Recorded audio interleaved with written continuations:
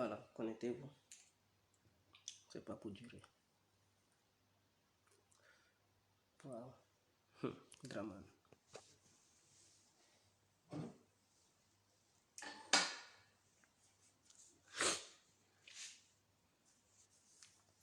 Faudrait que demain j'aille acheter ma télé. C'est important.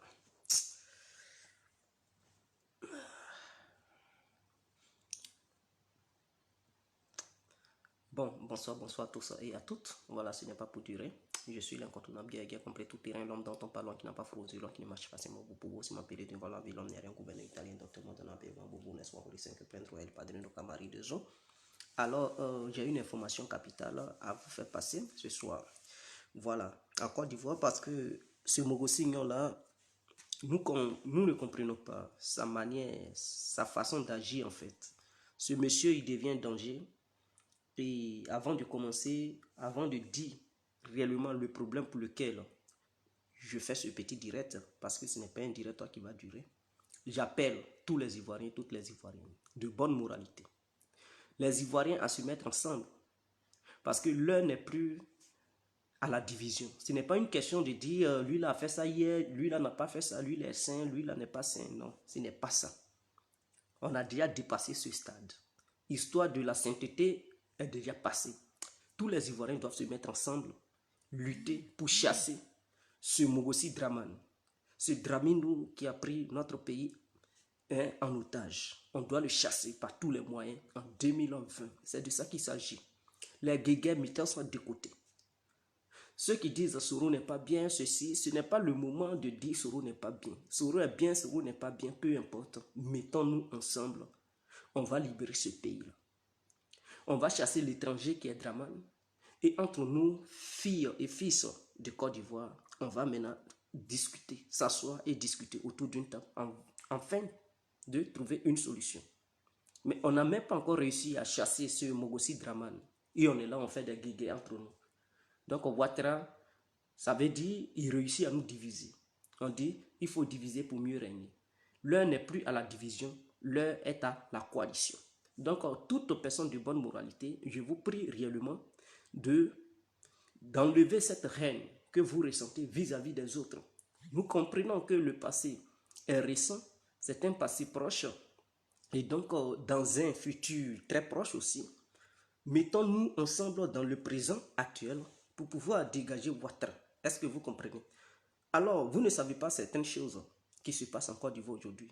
Vous savez, le régime de Draman Ouattara a mis une banque sur pied pour pouvoir donner des prêts à la population ivoirienne. Mais ce n'est pas n'importe quelle population ivoirienne. Voilà le vrai problème. C'est-à-dire, Ouattara, il donne des crédits à ceux qui prennent la carte du RADP. Donc, c'est sa nouvelle politique. Pour pouvoir avoir assez de militants, assez d'adhérents au sein du RADP. Donc, il a lancé ce projet pour écarter les autres Ivoiriens qui ne veulent pas devenir RADP. C'est-à-dire quoi? Quand tu pars parce que tu as des projets, tu es un citoyen ivoirien, tu as des projets et tout, tu as déjà calculé, tu sais où est-ce que tu dois investir, mais les moyens te manquent. Donc, tu pars maintenant prendre du crédit afin de financer ton projet. Alors, lorsque tu arrives, on te demande où sont tes documents. Tu montes tes documents et tout, mais en dehors de ça, ils vont te demander, mais tu fais partie de quel parti politique? Malheureusement, si tu n'es pas RADP, mon frère ou ma soeur, tu es écarté. Ils vont dire non, il n'y a pas assez de garanties. Ils vont trouver des alibis, des trucs pour essayer de te refuser le prêt. Et c'est ce qu'ils font en ce moment. Donc, lorsqu'ils parlent de l'argent circule, ça ne circule pas pour tout le monde. Ce n'est pas pour ne rien qu'une partie du peuple ivoirien souffre et ne voit pas l'argent. Parce que tous ceux qui refusent d'être membres du RADP n'ont pas droit à cet argent. Donc, vous voyez, tout le monde paye les impôts. L'argent des Ivoiriens, Ouattara, il paye ça, il donne ça à ses militants et il écarte les autres Ivoiriens parce qu'ils ne sont pas RADP. Voilà le vrai problème. Donc, Ouattara, cette politique qu'il avait dénoncée hier, où il disait que non, les nordistes sont maltraités en Côte d'Ivoire. Les Djoulas sont maltraités en Côte d'Ivoire. Et donc, ils s'engageaient pour mener leur bataille et tout. Aujourd'hui, Ouattara, il écarte les autres il les fait souffrir. Il ne leur donne pas des prêts comme s'ils n'étaient pas des Ivoiriens parce que tout simplement, ils ne sont pas RADP. Donc, quiconque en Côte d'Ivoire n'est pas RADP aujourd'hui n'a pas droit à un prêt bancaire. Et ils ne peuvent pas démentir parce que c'est une vérité absolue qui est incontestable. Et ils désirent encore mettre une autre banque sur pied pour encore les mêmes membres du RADP, c'est-à-dire les militants du RADP. Vous comprenez? Donc, est-ce que vous, Ivoiriens, vous allez accepter que ce président fasse ces genres de bêtises dans notre pays? Est-ce que c'est normal que Ouattara écarte le reste du peuple et finance uniquement les membres du RADP? Est-ce qu'au temps de Gbagbo, c'était comme ça? Est-ce que c'était les militants seulement du FPI qui donnaient de l'argent?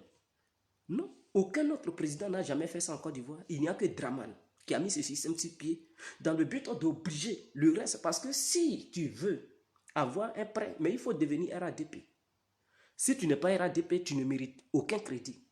Donc voici la politique démagogue que fait le Mogossignon, le Burkinabé de Saint-Dou, c'est qu'il est venu imposer aux Ivoiriens.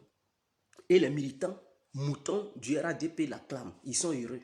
Mais demain, n'oubliez pas, parce que vous n'allez pas rester au pouvoir éternellement. D'ailleurs, votre règne va prendre fin en 2020. Mais lorsque ça prendra fin, il faudrait que vous assumiez cela. Parce qu'aujourd'hui, il n'y a personne pour dénoncer ce que Ouattara y fait. Ce Mogossi Draman, ce qu'il fait là, il n'y a personne pour dénoncer ça. Vous êtes tous derrière lui parce qu'il vous donne de l'argent, parce que vous êtes membre du RADP. Donc, il finance les projets des membres du RADP et il écarte le reste du peuple parce que le reste ne fait pas partie de ce fameux parti politique. Mais ce n'est pas comme ça. La liberté du choix est là. Tu ne peux pas obliger quelqu'un à devenir membre. Non.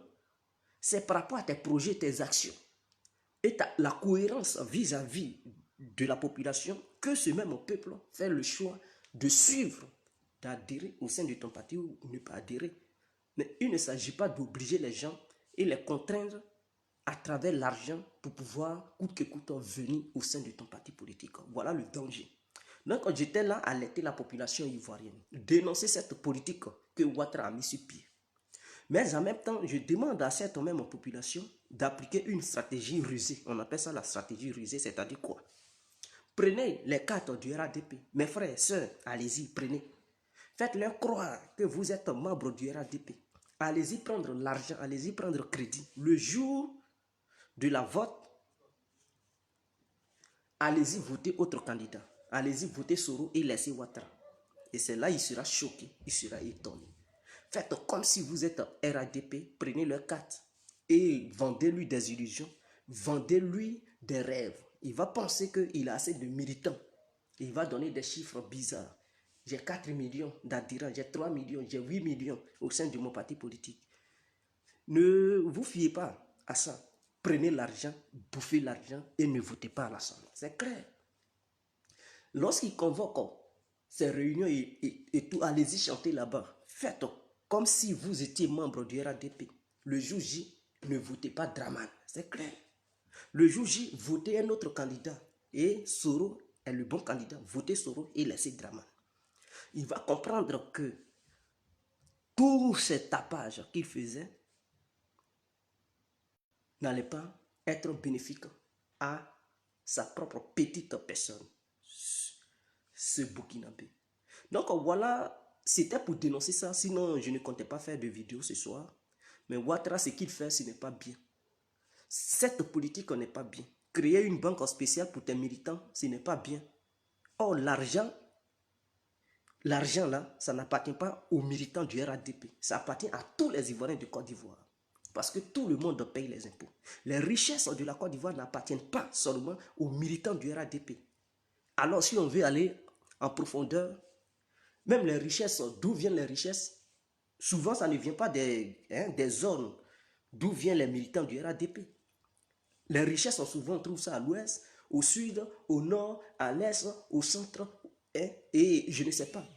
Donc, il ne peut pas uniquement donner les richesses à un groupuscule d'individus pour dire, bon, comme vous faites partie du RADP, tenez l'argent et le reste, on les abandonne. Mais c'est ça là qui amène des rébellions. C'est ça là qui amène des révoltes populaires. Et si Ouattara continue cette politique, les Ivoiriens vont se révolter. Nous allons demander aux Ivoiriens de se révolter et de gré ou de force, on va faire partie Ouattara parce que trop c'est trop. Mais nous attendons un peu. 2020 sera le dernier jour de Ouattara.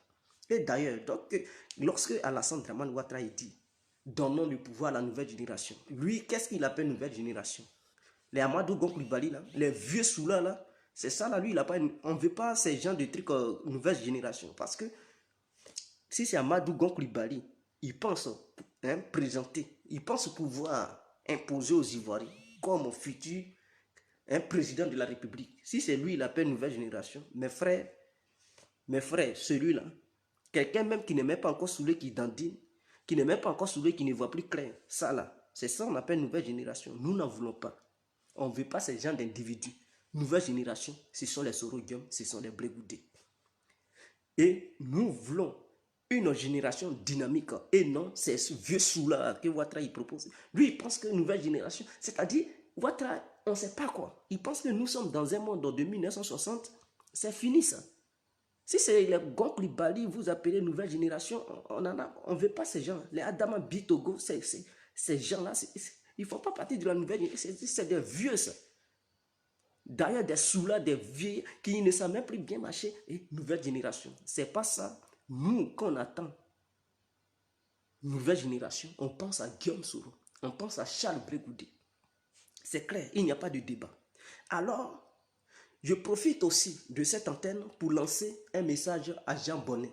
Jean Bonnet, il ne sera pas la peine de venir sur les réseaux sociaux et critiquer Soro Guillaume et Brégoudé, soi-disant, ils n'ont aucun CV, ils n'ont rien, des gens qui n'ont jamais travaillé et que c'est une humiliation vis-à-vis du peuple ivoirien et il y a certains Ivoiriens qui soutiennent ces gens-là et que ça fait pitié. Jean Bonnet, au lieu de trop parler, quittez derrière Afi parce que Afi, c'est déjà un cheval boiteux, il peut rien, il ne deviendra jamais président dans notre pays. Vous-même, vous êtes conscient. Afi, il fait la politique, ça fait combien d'années? Depuis les années 80. Il est leader de, soi-disant, son parti. Mais qui le supporte même en Côte d'Ivoire? Il n'a même pas assez de militants. Soro Guillaume, qui a commencé hier, vous voyez que déjà, il bouscule les lignes. Dramane même a peur de Soro Guillaume. Jusqu'à même, il délègue des gens pour aller demander pardon à Soro Guillaume dans sa ville, faire que c'est de coup, pour demander pardon. Avez-vous déjà vu Dramane envoyer des gens derrière les parents d'Afi pour dire demander pardon à Afi, il n'a qu'à venir au sein du RADP parce que Afi ne ferait personne en Côte d'Ivoire. Nous savons qu'il ne pèse rien. Afi, il ne pèse même pas 10 kilos en Côte d'Ivoire. Donc, vous-même, Jean Bonnet, vous qui vous dites que vous êtes des personnes lettrées, des personnes conscientes, vous qui avez des tonnes de CV dans vous-même, vous n'impressionnez pas les Ivoiriens parce que vous êtes nuls. Nous savons, parce avec des gens comme ça, quelqu'un qui est fort, c'est sur le terrain, on voit. Vous n'avez même pas aucune stratégie pour pouvoir regrouper les gens. Vous dites non, les gens, ils sont populistes. Ils sont populistes parce que ce sont des gens qui sont intelligents, qui savent parler, qui savent s'adresser à leur peuple, qui savent mener la diplomatie. Vous pensez qu'on se lève un bon matin et puis on devient diplomate, on se lève un bon matin et puis bon, on possède l'oratoire. Non, il faut réfléchir. Parce que ce que tu fais sortir de ta bouche, ça peut faire fuir les gens. Comme quoi, ça peut aussi faire venir les gens. Donc aussi, Jean Bonnet, il est incapable de regrouper des militants autour de lui. Ou bien Afi N'Guessan est incapable plutôt de faire venir des gens de son côté. C'est que lui-même, l'homme que vous dites, il est lettré là, il n'est pas encore lettré. Allez-y encore. Il ne s'agit pas d'avoir des tonnes de trucs de CV pour dire, lui là, il connaît quelque chose. Non, non, non, c'est sur le terrain. Il faut maîtriser ton peuple. Il faut savoir ce que le peuple veut. Et il faut savoir parler. Il faut savoir mettre des bonnes personnes autour de soi pour pouvoir mener la diplomatie et pour pouvoir essayer d'être dans le domaine de la presse. Il faut savoir parler pour envoyer des gens. Mais vous, Jean Bonnet, non seulement vous êtes nul, votre fille, il est nul, vous ne pouvez même pas avoir 10% s'il y a une élection. Or, Soro Guillaume, il va devenir président. Lui qui a commencé hier, là, il va devenir président devant votre fille qui a des tonnes de CV là. La fille ne va rien devenir. Donc, nous vous appelons de vous rallier dès maintenant parce que la honte n'est pas bien. Vous qui avez CV là, dès qu'il aura élection en 2020, vous allez avoir 1%. C'est parce que les autres partis n'avaient pas participé que AFI a pu avoir 9%. Les autres vont se présenter là. Vous pensez que votre AFI va avoir encore 9%? Il va rester dans 1%. Il va rester parce qu'il va avoir 9% devant qui? C'est parce que hier, les Soro Guillaume n'étaient pas candidats. Les Bédiers n'étaient pas encore candidats. Les Simone Gbagbo n'étaient pas candidates. Et qu'on sort, les Blé Goudé, les Gbagbo n'étaient pas candidats. Mais vous pensez que ceux-là, ils vont être candidats et puis votre AFI va avoir 9%. Dans quel pays? En Côte d'Ivoire là-bas? Non, c'est que ce ne sont pas les Ivoiriens. C'est que ces Ivoiriens, ils sont nés de la dernière goutte de pluie. Vous comprenez? Donc, AFI, il va avoir 1%. Pour éviter la honte, je vous demande, Jean Bonnet, ralliez-vous à AFI N'Guessan pour votre propre bien-être. Pour éviter la honte demain, ralliez-vous à Soro Guillaume. Même votre AFI, même, nous allons lui demander de se rallier. Il va se rallier bientôt à AFI. À Guillaume Soro. AFI même, votre leader là, il va se rallier à Soro Guillaume. L'homme qui n'a pas de diplôme, qui n'a pas de CV là, vous allez vous rallier à lui. C'est de ça qu'il s'agit. Et j'appelle les militants du FPI, du côté d'AFI N'Guessan, de vous rallier à Soro Guillaume. Vous-même, quand vous voyez le spectacle politique, quand vous voyez le terrain politique, quand vous voyez la salle politique, quand vous voyez la scène politique, pensez-vous réellement que votre AFI va devenir président? Pensez-vous que votre AFI peut devenir quelque chose dans le pays là? Non. On peut seulement prendre AFI, on peut dire devient ministre, parce que c'est seulement ce qu'il peut gagner. Place du ministère. En dehors de ça, il ne peut pas devenir président. Ah, peut-être le seul nom qu'il peut avoir comme président, c'est président du FPI boiteux là. Parce que son FPI est boiteux là. C'est ce qu'il peut être. Sinon, en dehors de ça, être au sommet de notre État en tant que président, non. C'est pas sur AFI là. Peut-être un autre AFI, un autre Ivoirien qui porterait le nom AFI. Peut-être, mais c'est pas sur AFI que nous connaissons là qui va devenir président. Donc, vous-même, vous savez que ce monsieur, il a déjà perdu d'avance. Au lieu de vous rallier à Soro, vous êtes là, vous criez. Pourquoi? Je ne sais pas quoi. Tu sais que tu as déjà... Ils t'ont déjà gagné. Mais il faut miser sur le bon cheval. Mise sur le bon cheval. Vous-même, vous voyez les chevaux courts. Vous savez que l'autre cheval est plus rapide que... Mais toi, tu dis non. Tu mises sur le cheval qui ne court pas rapide, qui ne court pas rapidement, qui est boiteux. Tu mises tes millions là-bas, mais qu'est-ce que tu attends? Mais c'est un échec au total. Après ça, tu vas voir les pleurs, les larmes vont couler. Tu vas dire sorcier, ce n'est pas une question de sorcellerie, ce n'est pas une question de truc. C'est toi-même. Il faut savoir apprécier la scène politique. Donc, je demande à AFI lui-même de se rallier à Guillaume Soro. Je demande à Jean Bonnet de se rallier à Guillaume Soro. Vous avez beau parler, on comprend, mais ralliez-vous. C'est ça, c'est le ralliement qui compte en ce moment. Tous les pro-Gbagbo, au lieu de rester là insulter Simone Gbagbo, excusez-moi pour le terme, mec, laissez tout ça là. Évitez les injures envers Simone Gbagbo, ralliez-vous à Soro, on va mener la lutte. Qu'est-ce que vous perdez? Vous perdez le temps en train de vous entre-déchirer. Ça fait combien d'années vous insultez? Qu'est-ce qui a changé? Rien ne change. Gbagbo, Simone Gbagbo, AFI. Hier c'était AFI. Aujourd'hui maintenant c'est Simone Gbagbo. Après demain ça va être qui? Hier c'était AFI. Aujourd'hui c'est Simone Gbagbo. Après demain ça va être qui? Vous allez rester dans ça. Ça fait 8 ans mes frères que vous vous insultez entre vous. Rien n'avance, vous boycottez tout. Ce n'est pas ça la solution. Les boycotts n'apportent jamais la solution, mes frères et sœurs. Les boycotts n'apportent pas la solution. Vous voyez, au sein de l'Assemblée nationale, il n'y a que les députés de Draman. Donc, il fait ce qu'il veut. Il manipule la population, la constitution, il torpille, il marche sur les lois ivoiriennes, il se prend des décrets. Personne pour bloquer ça. Au Sénat, ce sont les représentants des Draman seulement qui sont là-bas. Donc, il fait ce qu'il veut. Pourquoi? Parce que hier, vous avez boycotté. Soro était encore de leur côté. Donc, il ne voyait pas clair. Mais maintenant, il a vu clair. Mais c'était déjà trop tard. C'était déjà trop tard lorsqu'il a vu clair. Il ne pouvait plus rien faire. Donc, la seule année où il peut faire quelque chose, c'est en 2020. Voilà pourquoi nous attendons 2020. Sinon, en 2019, là, c'était les opposants, les membres du FPI qui pouvaient faire quelque chose, mais ils n'ont pas pu faire quelque chose parce qu'ils ont raté cette occasion. Ils ont préféré boycotter tout. Ils ont préféré rester dans une guerre entre entre eux et puis à fume descend. Clic, clic, clic, clic, clic, clic, clic, clic, clic. Ça n'a rien apporté. Aujourd'hui encore, vous êtes encore dans vos bêtises. Là, maintenant, c'est Simone Gbagbo. Vous êtes arrivé sur elle.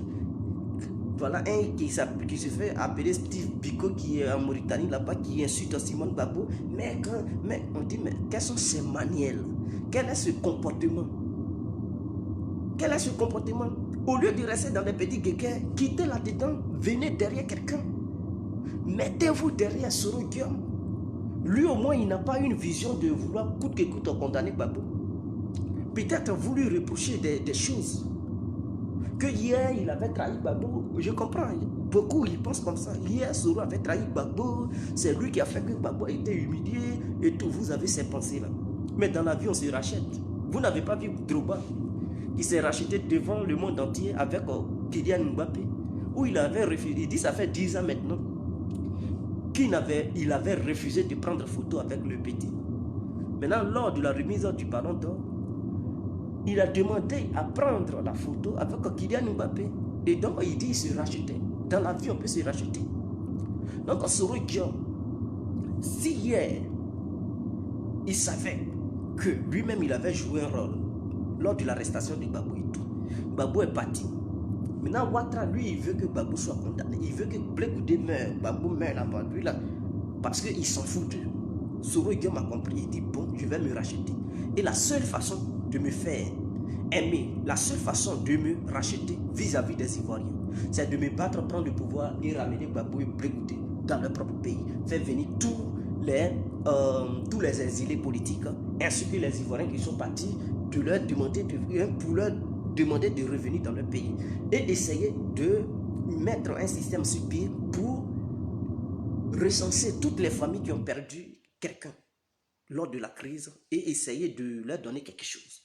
Même si on ne peut plus acheter leur mort, mais il faut venir vers la famille, vers ces familles-là pour essayer d'essuyer les larmes.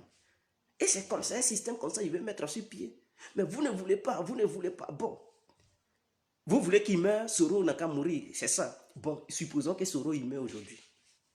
S'il meurt aujourd'hui, est-ce que c'est ça qui va ramener votre Gbagbo et Blé Goudé? C'est ça qui va essuyer les larmes des familles qui sont en deuil? Non. Au contraire, Ouattara même, il sera encore plus content. Il va dire, Gbagbo aussi et Blé Goudé n'ont qu'à mourir là-bas. Et qu'est-ce que vous allez faire? Au lieu de combattre ce Ouattara qui veut le malheur de vos deux leaders, vous préférez combattre Simone Gbagbo. Simone Gbagbo, c'est-à-dire, vous laissez l'élément clé et vous faites la zizanie de côté. Comment est-ce que vous allez atteindre votre objectif? C'est à cause de ce désordre, ils ont réussi à enlever Gbagbo parce que vous étiez désorganisés. Au lieu de vous battre contre la rébellion de Draman, vous avez préféré vous attaquer France. Pendant que vous étiez là, vous épapiez, autour du 43e bilan, les rebelles, eux, ils pénétraient la Côte d'Ivoire. Ils faisaient n'importe quoi.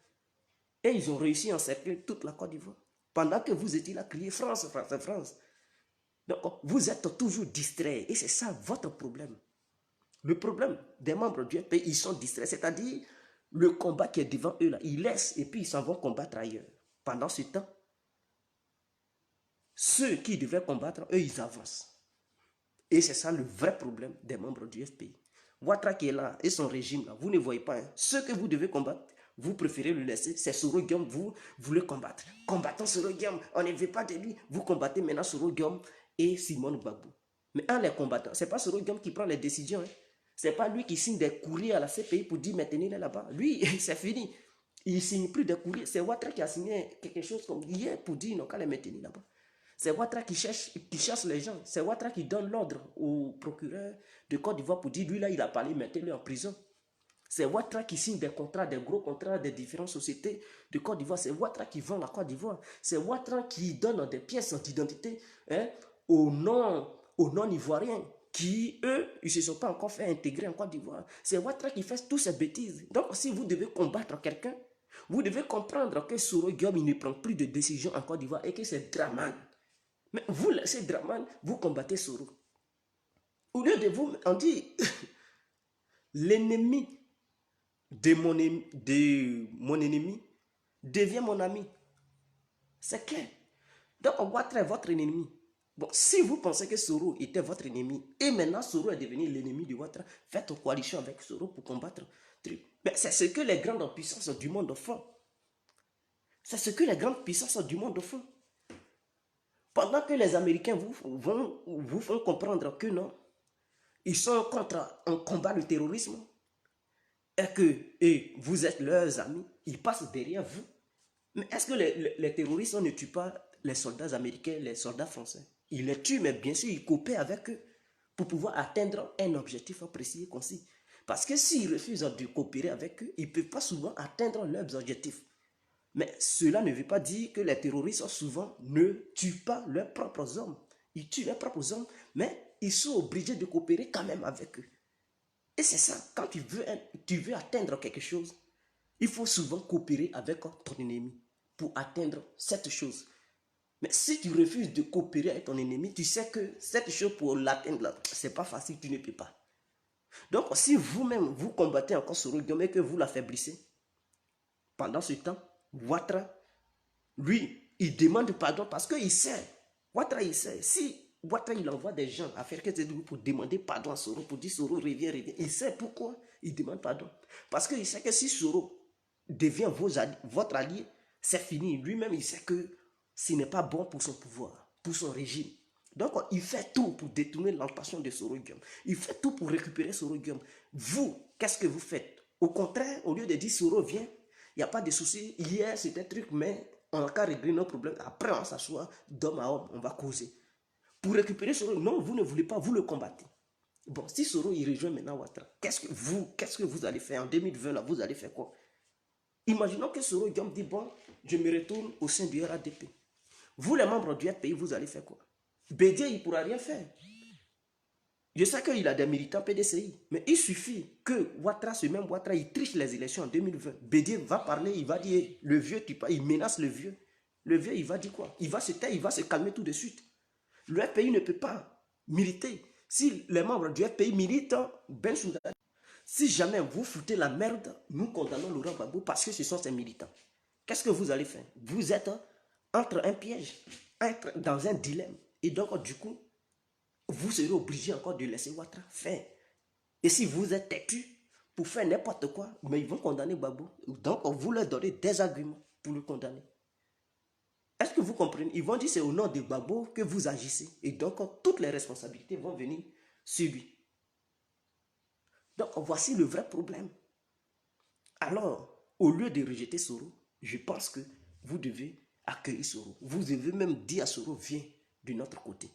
Parce que Ouattara, il sait que coalition de l'opposition plus Soro, c'est un danger pour son régime.